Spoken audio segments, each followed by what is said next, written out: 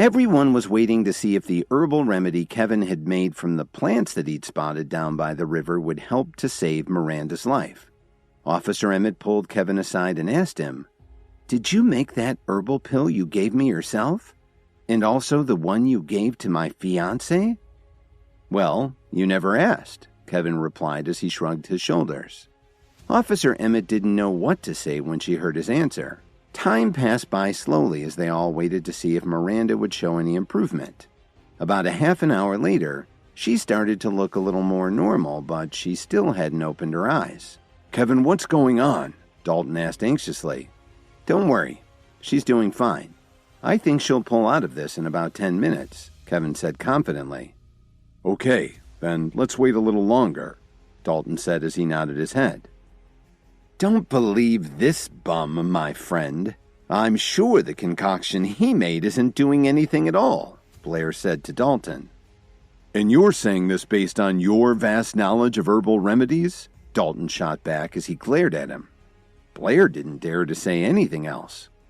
Jason interrupted to say to Kevin, "I still think you're a troublemaker. Why the hell did you have us burn our clothes when the chefs had set up a perfectly good grill?"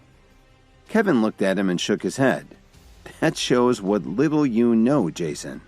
The grill's charcoal would have put a lot of toxic substances on the roots I was preparing. But your fancy clothes were made of 100% cotton, a lot cleaner to burn." This seemed to satisfy the onlookers, and Jason backed off so he wouldn't look even more foolish. He'd get even with Kevin later. While they were waiting, the sky suddenly turned dark, and a cool breeze blew across the campsite, making the trees start to sway back and forth. "It looks like it's going to rain," Officer Emmett said. "No way.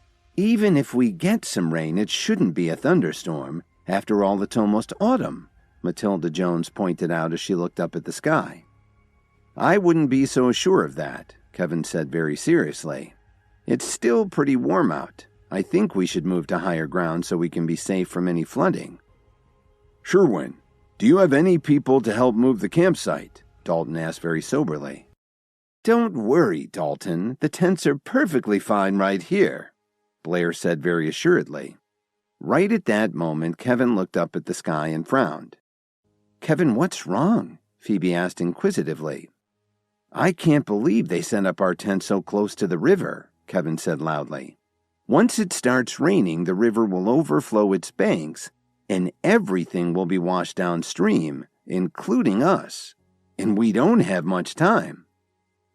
"Kevin, you have no idea what you're talking about," Blair rebuked him.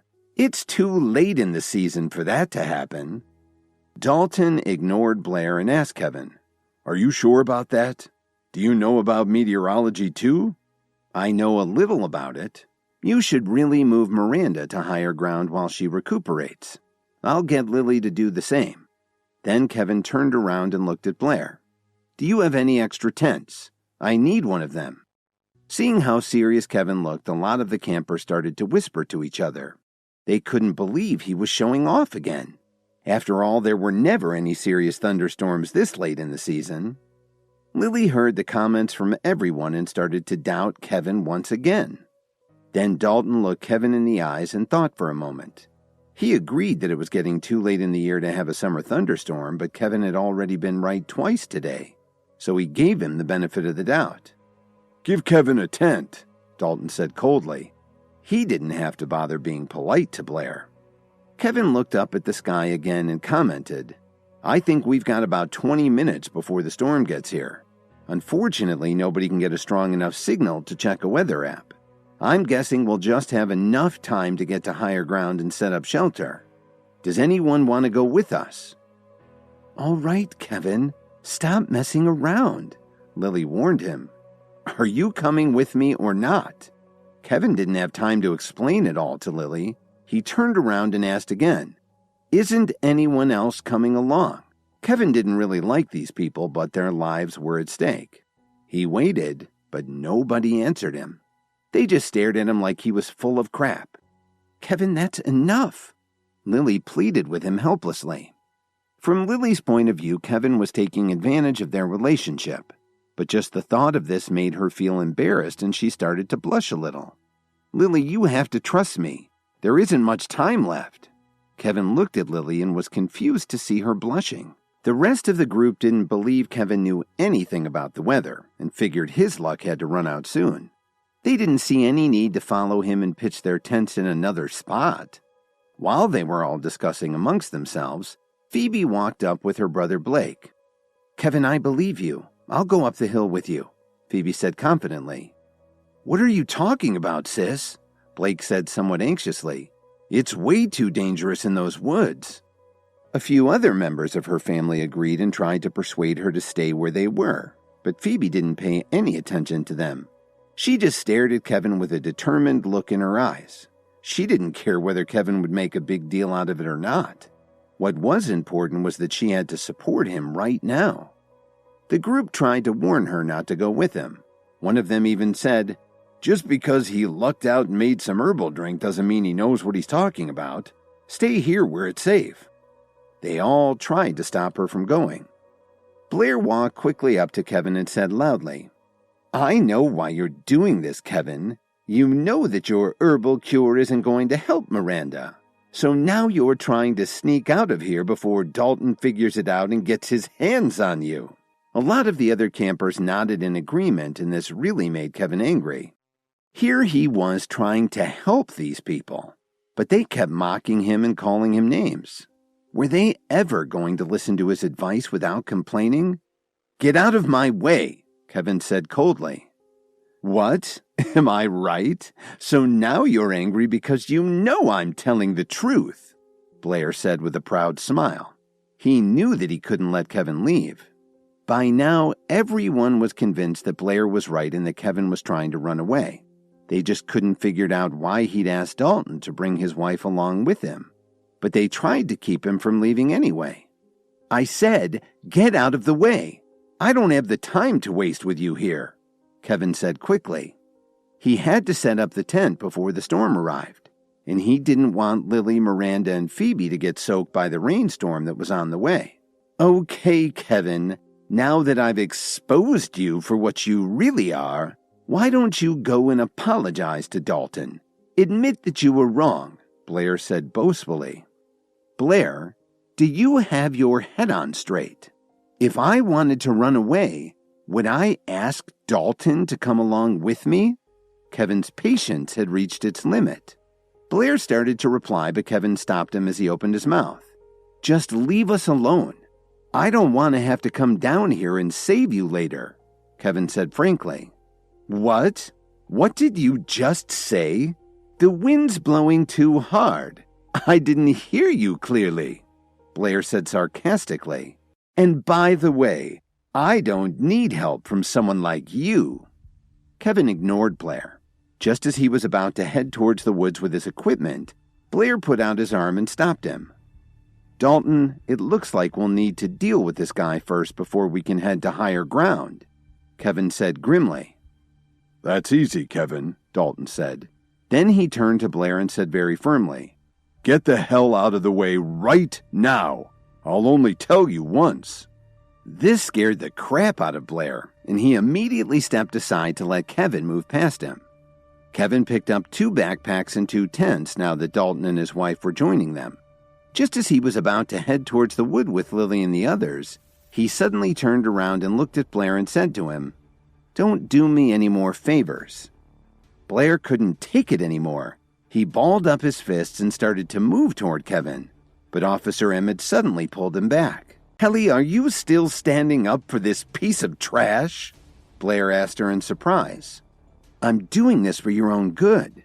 This camping trip was organized by your family.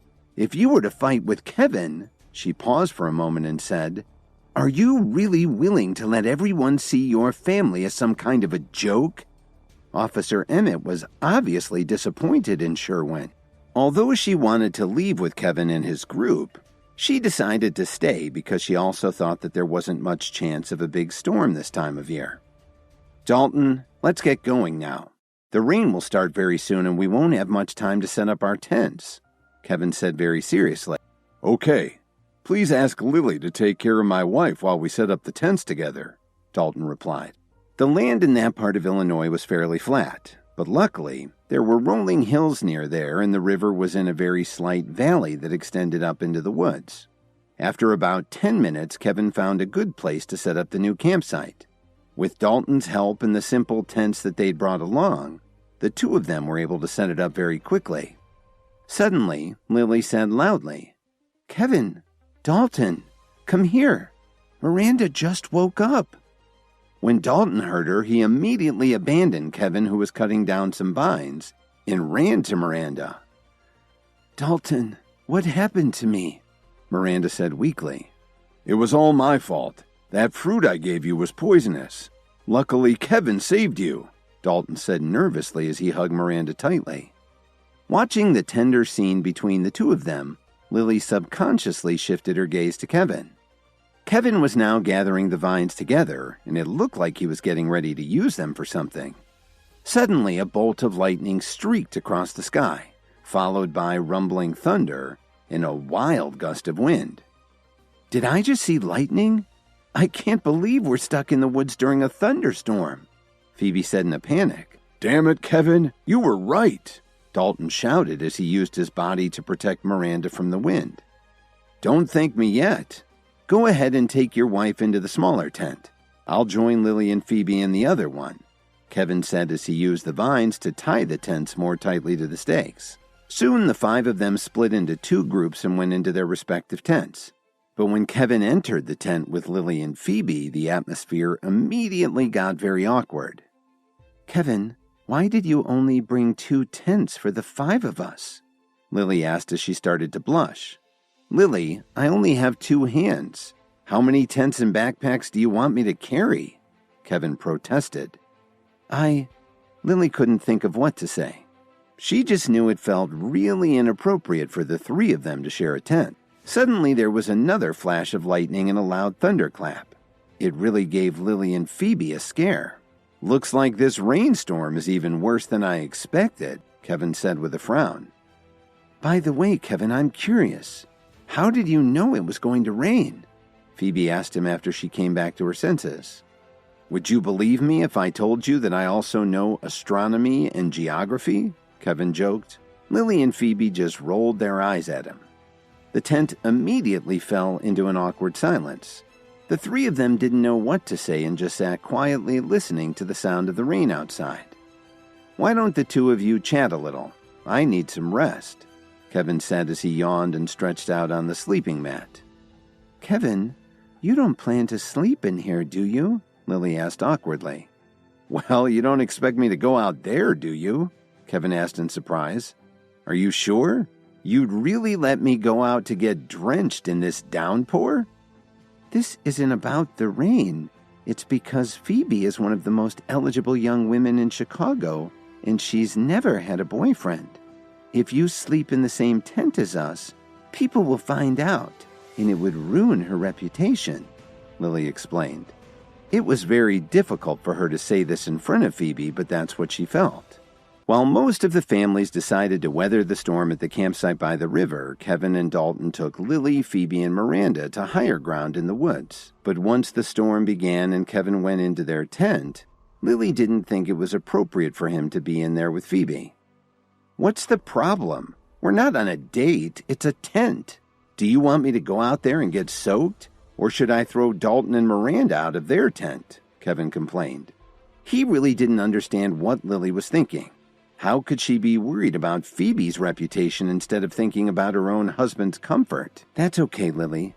It's such a heavy rain and it really wouldn't be safe for Kevin to go outside," Phoebe said quietly. Plus, she really didn't find the idea of staying in the tent with Kevin all that unpleasant. "See, Lily, Phoebe doesn't mind," Kevin said with a smile. Lily was at a loss for words. She just rolled her eyes at Kevin. This whole situation really made her feel uneasy. After that, the 3 of them lay down quietly and waited for the storm to pass. After an hour, the thunderstorm still didn't show any sign of letting up. Suddenly, Kevin remembered something and leaned over. "Kevin, what's going on?" Lily, who wasn't able to sleep at all, asked him cautiously. "Did you guys hear something?" Kevin asked in alarm. Phoebe listened carefully and understood right away. "It sounds like someone is calling for help." "Not good," Kevin replied as he quickly opened the tent zipper. Lily and Phoebe heard Kevin complain as soon as he stepped outside. "Damn, it's pouring." The rain was certainly very heavy and Kevin could barely see where he was going. He called out to the other tent. "Dalton, are you asleep? If you are awake, follow me down the hill. I think the rest of our group's in trouble." Suddenly there was another loud thunderclap. It sounded like the sky was being ripped apart. "Kevin? Nope, I'm not asleep yet," Dalton said as he quickly came out of his tent. Kevin called out to the women in both tents. "You three should stay up here. Whatever you do, don't go down to the river." It took more than 10 minutes for Kevin and Dalton to find their way down to the main campsite. They were stunned by what they saw. The river had risen at least 6 feet. Not only did it wash away the tents, but there were also some trees that had fallen, forming a natural dam. The rest of the group was treading water and holding tightly to the trees and bushes by the shore. They were trying desperately not to be washed away by the water. Fortunately, they had all had swimming lessons in their fancy pools, so they were safe for the moment. But they couldn't hold on much longer. "Kevin, you really should go into business as a fortune teller," Dalton said as he gave his friend an admiring look. "We can talk about that later. For now, let's find a way to get them all up here," Kevin said very seriously. He looked around and found 2 long vines that must have been 5 inches in diameter. Kevin stood next to a tree and threw the vines down to them. "Hey, can you hear me?" he yelled down at them. "I just threw you some vines. Pull yourselves up with all your strength." When they heard this, they all looked up at Kevin. Some of them suddenly remembered what Kevin had said earlier. He really wasn't looking for an excuse to leave. Some even regretted not listening to Kevin's warning. "Mr. Williams, pull me up first. I'm too young to die," one of them yelled out. "Get me out of here. I promise I won't laugh at you anymore," another one called to him. They all started shouting frantically. Then another tree fell into the water and there was a loud scream. They were frightened out of their wits. Kevin and Dalton looked at each other and couldn't help shaking their heads. Sure. Now they were being nice to Kevin. "Stop arguing and help each other climb up here. Ladies first," Kevin shouted to them. Then he saw Officer Emmett in the crowd and called out to her. "Why are you still waiting? Get up here." Officer Emmett was surprised when she heard this. She didn't expect that the first person Kevin saved would be her, but the vine had gotten very slippery from all the rain. It took Officer Emmett a long time to climb to safety. Just as she was about to lose her grip, Kevin reached out and grabbed her arm. Then he managed to get his other arm around her waist and helped her to the clearing. He'd saved her life. Seeing this, Blair, who was still in the water, suddenly shouted, "What are you doing? Watch where you put your hands." When Officer Emmett heard this, she got very angry with her fiancé. "What are you talking about, Sherwin? Just for that, you'll be the last one out," Kevin yelled. With Dalton's help, Kevin quickly pulled everyone to safety, except for Blair. "Everyone, go up to the small clearing where we pitched our tents." Then Kevin turned to Dalton and said, "Would you please lead the way? I'm sure they'd rather listen to you than to me." "Okay, no problem," Dalton replied. In fact, even without Dalton leading the way, everyone would have listened to Kevin at this point. They may have learned from their mistake. "Kevin, what are you doing? Don't you see that I'm still down here? Hurry up and save me." "I'm sorry, Mr. Blair. After saving so many people, I don't have much strength left," Kevin shouted back. "Stop stalling. You're just trying to get even with me." Just then, another tree suddenly fell into the river. It was less than 6 feet away from Blair. This frightened him enough to make him see how much he needed Kevin's help, and he shouted, "Kevin, please save me. I don't want to die." "Kevin, I know everything that Blair's done to you, but please save him for my sake." He was so tired of this arrogant bastard fighting with him and insulting him every time he tried to help him. He was the worst combination of arrogant and powerful. If he rescued Blair, Kevin was sure he'd still have trouble with him in the future. "Maybe I'll save him, but you have to say the magic word. Please," Kevin said very seriously. Immediately, a smile appeared on Officer Emmett's face. She knew very well that Kevin was giving her a chance. "Please," Officer Emmett said shyly. "I'm sorry, I couldn't hear you," Kevin said with a grin. "Please, I beg you, please save Sherwin as soon as you can." Kevin suddenly turned around and shouted down the slope to Blair. "Do you remember what you said to me?" "Kevin, that's enough," Blair screamed. "Since you've forgotten what you said, maybe you don't need my help after all," Kevin shouted to him. Then another branch suddenly fell next to Blair, scaring him so much that he almost lost his grip. "Kevin, please, I'm begging you to save me. I really don't want to die," he sobbed. "Are you sure you want to come up here in the woods? You know there might be cougars here," Kevin taunted him. "Yes, I admit it. I arranged for someone to dress up in a cougar costume. Now please save me. I'm too young to die." "A fake cougar? It can't be. How could you do such a thing?" "I wanted to look like a hero in front of Kelly, so I found someone to pretend to be a wild animal." Officer Emmett froze when she heard him say this. "Do you still want me to save him?" She didn't answer Kevin's question. She just quietly turned around and walked away. "Consider yourself lucky," Kevin said as he threw the vine down to Blair. After he had climbed up the slope to safety, Blair saw Officer Emmett walking away. He didn't even say thank you to Kevin before chasing after her. When Kevin returned to the camp, Lily immediately jumped out of the tent.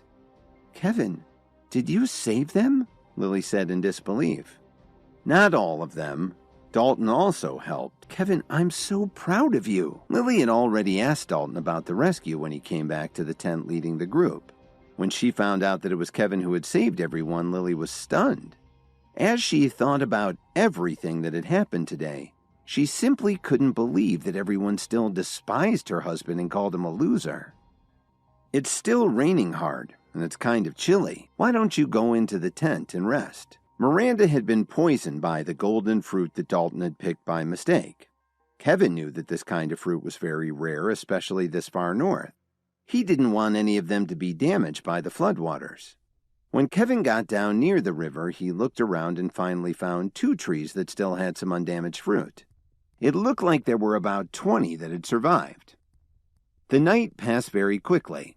The next day, nobody was really in the mood to play, so Blair's family managed to get where there was cell phone coverage to call for some limos to come pick them up early. Kevin and Lily rode back with Dalton and Miranda and a few other guests. After a few minutes, Dalton asked him, "Kevin, tell me honestly, how do you make such good predictions? You're like a prophet or something." Miranda, who was doing a lot better now, also looked at Kevin with interest. "I wouldn't go that far," Kevin replied nonchalantly. "I only read a few books about these subjects when I was bored." Suddenly, the driver slammed on the brakes, tossing the passengers around in their seats. "I'm very sorry about that, but there's a tree blocking the road." They all looked at where the driver was pointing, and sure enough, there was an enormous tree that had fallen across the road. There were also a few people standing in the road, scratching their heads and trying to figure out what to do. But Kevin thought to himself, something doesn't look right. As they were all leaving the campsite the next morning, the limo driver had to stop because a tree was blocking the road. When Kevin saw the people standing in the road looking at the downed tree, he had a bad feeling. Kevin suddenly said loudly, "We can't stay here. Turn around right away and find another way back to Chicago." His shouting immediately drew everyone's attention. As usual, they thought he was just showing off. One of them said, "What the hell are you shouting for? Who said you could give orders here, you jackass?" Kevin scowled when he heard what they were saying. Just then, the group of men in the road suddenly walked up to the stretch limo, and an anxious-looking man in his 30s asked them for help. "My uncle hurt his leg when the tree fell, and he needs to get to the hospital right away. Can you please help us?" Another man added, "We live nearby, and we were on our way to work when the tree fell." Then one of the other men, who had a strange expression on his face, said, "The traffic's really tied up because of the storm. It'll take way too long for an ambulance to get here. My uncle just can't wait that long." "Don't listen to them. We need to get out of here right now." "You piece of trash. Don't you have any conscience? Can't you see that someone's been injured?" "Kevin, Just because you're a loser, it doesn't mean you can't give someone a hand. Driver, please listen to me. You have to turn around and get us out of here. Officer Emmett spoke up and ordered the driver. Quick, open the door and let them in. Don't open it, Kevin shouted anxiously. Now the driver was paralyzed, unsure which of them he should listen to. Kevin, what are you doing? Officer Emmett asked in confusion. She'd never known Kevin to be so cold and heartless. Didn't you hear me? We need to leave. Shut the hell up. Nobody wants to hear what you think. Then he shouted at the driver. What are you waiting for? Hurry up and open the door. Kevin sighed helplessly, but none of them listened to him. As it turns out, he realized as soon as he saw the line of fallen trees that they hadn't been knocked down by the storm. Someone had deliberately cut them down. Plus, when one of the men knocked on the window, Kevin clearly saw a prison tattoo on the man's arm, partially covered by a sleeve. He could tell right away that these guys were definitely not ordinary farmers. But we don't have any empty seats, Jason pointed out to them. Without waiting for Blair to agree, Kevin interrupted them. I'll gladly give up my seat for them. Lily, Dalton, Miranda, Phoebe, why don't you guys get out of the car with me? How about if you just get out all by yourself, Kevin? Once you're gone, we can all make some room to squeeze them in. Kevin ignored Jason and asked Dalton, do you want to join me? You know, I think it's kind of stuffy in here anyway. Why don't we all go out for a walk? Blair, have another car pick us up later. Lily, are you coming along or not? Kevin, what do you mean by all this? Don't you think my car can fit a few more people? Blair said indignantly. In fact, Blair also wanted Kevin to get out of the limo. He still hadn't gotten over the embarrassment of yesterday's fiasco with the flood, but if Dalton got out of the car with Kevin, how would he look to everyone else? Lily was about to answer, but before she could say anything, Phoebe said, Let's go, Kevin. I'll go with you. But when Lily heard Phoebe volunteer so enthusiastically, she felt very uneasy. I'll get out too, Lily finally said. If you need any help later, don't come crawling to me. Go on, get out of here. We're trying to help some people and you're just running away. Who needs you? Blair, I want another car here for us in an hour, Dalton said brusquely. But Dalton, But before Blair could finish answering, Dalton got out of the car. By now, Dalton considered Kevin to be his brother. But how could he tolerate seeing these people mocking Kevin all the time? He held back, though, because his wife was there. Out of all the people who were taunting Kevin just now, Blair was the loudest. Dalton was tempted to make an example out of him. I'm really ashamed that you're part of the Jones family, even though it's only by marriage. I can't believe you're not willing to help these men. But Kevin didn't care what they thought. He just turned a deaf ear. It still amazed him that they kept insulting him, even though he'd done so many things to help them. After Kevin and the others got out of the limo, Blair and Jason enthusiastically helped the men bring the injured man inside. Actually, Officer Emmett had wanted to leave with Kevin, but she figured that it was her duty to offer assistance to the injured man. And on top of that, she was still seeing Blair. If she left with Kevin, how would that make her fiancé look? That Kevin is a real good-for-nothing. How could he refuse to give a ride to an injured man? Don't worry about him, Jason said. Then he turned to the driver and ordered him, Close the door quickly. You guys are lucky you ran into us. Otherwise, you'd be in trouble. Thank you. Thank you very much, the man replied with a cold smile. Then he pulled a very sharp knife out of his jacket and said menacingly, Nobody move. I know how to use this and I'd hate to have to hurt you. What the hell are you doing? Blair was dumbstruck. What are we doing? Let me explain. This is a robbery. Don't move if you value your life. What are you doing? We were trying to help you, Officer Emmett said in disbelief. I've already thanked you for that, but my friends and I need some money. As long as you follow our instructions and hand over all the money you have, I guarantee that you'll all be just fine. Is this how you treat people who try to help you? Are you a little slow? My uncle wasn't injured at all. There's no need for you to save him, the man said rudely. But you have been a great help. You know, if the two of you hadn't insisted on letting us in, our plan wouldn't have succeeded. When he said that, Blair, Jason, and the others started to panic.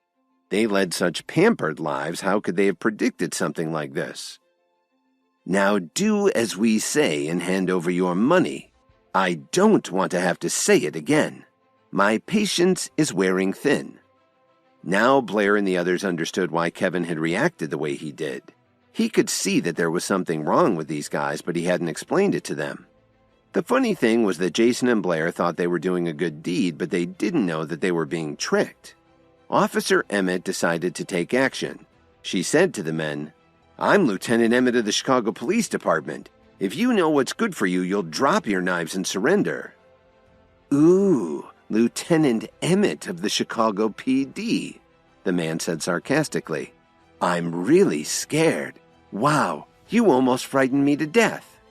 Officer Emmett was about to say something else when the thief interrupted her and viciously replied, "I don't give a shit who you are." She gritted her teeth but didn't say anything more. She was skilled enough to beat these guys all by herself, but the space was really small and pretty crowded. What if she ended up injuring someone by accident? "All you have to do is hand over your cash, and I'll spare your lives," the man snarled. "You're not getting anything from us," Blair said angrily. He was furious. He'd already disappointed Officer Emmett by having someone disguise himself as a cougar so he could act like he was saving everyone. That's why he'd fought with Kevin just now. He wanted his fiancée to see that he was actually very compassionate, but how could he have known that this group of men were planning to rob them? Unfortunately, the man wasn't in the mood to listen to Blair and gave him a powerful blow to the gut. The intense pain made Blair double over. "If you say another word, I'll cut out your tongue." Everyone began to wish they'd gotten out and taken a walk with Phoebe and the others. "Listen, if all you want is money, that's okay, but we don't do a lot of cash business. We don't have much on us right now," Jason tried to explain. "Are you kidding me?" one of the robbers said callously. Jason's face suddenly turned pale. "Don't do it," one of the men suddenly shouted. He hadn't said anything until now, but he looked like he was the leader of the gang. "I know you're all very wealthy. Otherwise, we wouldn't have deliberately waited here for you," the man went on. "So if you don't have any cash, we'll just take everything else. Put all your phones, jewelry, watches, and other valuables in the bag." The man suddenly paused. His gaze swept across everyone's faces before he continued. "I'll bet you don't wear any cheap knockoffs. Am I right? Were you trying to hide this?" the man growled as he snatched a very glitzy watch from Jason's wrist. This really upset Jason. His watch was a rose gold worth at least $400,000, and he loved to flash it around. Jason wanted so much to grab it back from the man, but he just didn't have the strength. Could this day get any worse? Hi, Kevin here. If you're wondering what happens next, then stay tuned on the Pocket FM Universe channel for more episodes.